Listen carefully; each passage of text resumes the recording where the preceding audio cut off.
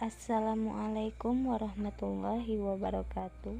Saya Hajar Rokmanah dari mahasiswa semester 6 Sekolah Tinggi Agama Islam Madinatun Najarengat. Video ini dibuat untuk memenuhi tugas mata kuliah Strategi Pembelajaran Pendidikan Agama Islam SD, SMP, SMA dengan dosen pengampu Susiana MPDI.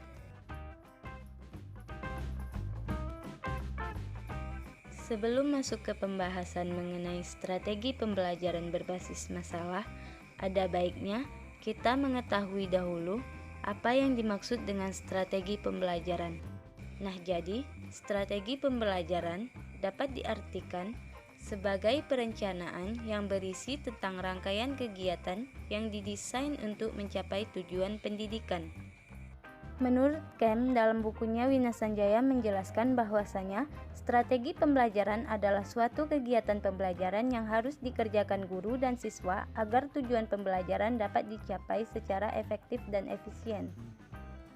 Ada berbagai macam strategi pembelajaran, diantaranya strategi pembelajaran ekspositori, strategi pembelajaran inquiry, strategi pembelajaran berbasis masalah, strategi pembelajaran peningkatan kemampuan berpikir, strategi pembelajaran kooperatif, strategi pembelajaran kontekstual, dan strategi pembelajaran afektif. Pada video kali ini, saya akan membahas tentang strategi pembelajaran berbasis masalah. Strategi pembelajaran berbasis masalah dapat diartikan sebagai rangkaian aktivitas pembelajaran yang menekankan kepada proses penyelesaian masalah yang dihadapi secara ilmiah. Ada 3 ciri utama dari strategi pembelajaran berbasis masalah. Pertama, strategi pembelajaran berbasis masalah merupakan rangkaian aktivitas pembelajaran. Artinya, dalam pengimplementasian strategi pembelajaran berbasis masalah, ada sejumlah kegiatan yang harus dilakukan oleh siswa.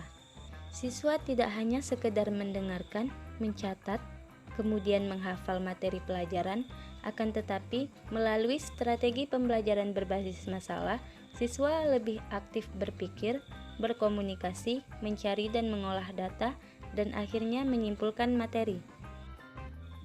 Kedua, aktivitas pembelajaran diarahkan untuk menyelesaikan masalah. Artinya, jika tidak ada masalah, maka tidak mungkin ada proses pembelajaran. Ketiga, pemecahan masalah dilakukan dengan menggunakan pendekatan berpikir secara ilmiah. Adapun langkah-langkah dari strategi pembelajaran berbasis masalah. Yang pertama, menyadari masalah. Implementasi strategi pembelajaran berbasis masalah harus dimulai dengan kesadaran adanya masalah yang harus dipecahkan. Pada tahap ini, siswa dapat menemukan kesenjangan lebih dari satu. Akan tetapi, guru dapat mendorong siswa agar menentukan 1 atau 2 kesenjangan yang pantas untuk dikaji, baik melalui kelompok besar ataupun kelompok kecil atau bahkan individu. Yang kedua, merumuskan masalah. Siswa dapat menentukan prioritas masalah dengan memanfaatkan pengetahuannya untuk mengkaji, merinci, dan menganalisis masalah sehingga pada akhirnya muncul rumusan masalah yang jelas, spesifik, dan dapat dipecahkan. Yang ketiga, merumuskan hipotesis. Kemampuan yang diharapkan dari siswa dalam tahap ini adalah siswa dapat menentukan sebab akibat dari masalah yang ingin diselesaikan. Melalui analisis sebab akibat inilah, pada akhirnya, siswa diharapkan dapat menentukan berbagai kemungkinan penyelesaian masalah. Keempat, mengumpulkan data. Siswa didorong untuk mengumpulkan data yang relevan. Kemampuan yang diharapkan pada tahap ini adalah kecakapan siswa untuk mengumpulkan dan memilih data, kemudian memetakan dan menyajikannya dalam berbagai tampilan, sehingga mudah dipahami. Yang kelima, menguji hipotesis. Berdasarkan data yang dikumpulkan, akhirnya siswa menentukan hipotesis. Kemampuan yang diharapkan dari siswa dalam tahapan ini adalah menelaah data dan sekaligus membahasnya untuk melihat hubungannya dengan masalah yang dikaji dengan mengambil keputusan dan kesimpulan. Yang terakhir, menentukan pilihan penyelesaian.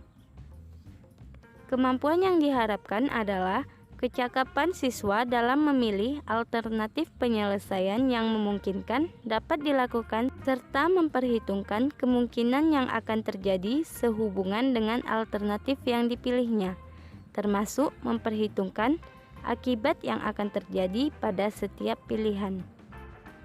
Sedangkan kelebihan dan kelemahan dari strategi pembelajaran berbasis masalah, kelebihannya yaitu pemecahan masalah merupakan teknik yang cukup bagus untuk lebih memahami isi pelajaran. Dapat menentang kemampuan siswa serta memberikan kepuasan untuk menemukan pengetahuan baru bagi siswa. Dapat meningkatkan aktivitas pembelajaran siswa. Dapat membantu siswa bagaimana mentransfer pengetahuan mereka untuk memahami masalah dalam kehidupan nyata. Dapat membantu siswa untuk mengembangkan pengetahuan barunya dan bertanggung jawab dalam pembelajaran yang mereka lakukan. Melalui pemecahan masalah, bisa memperlihatkan kepada siswa bahwa setiap mata pelajaran pada dasarnya merupakan cara berpikir dan sesuatu yang harus dimengerti oleh siswa, bukan hanya sekedar belajar dari guru atau dari buku-buku saja.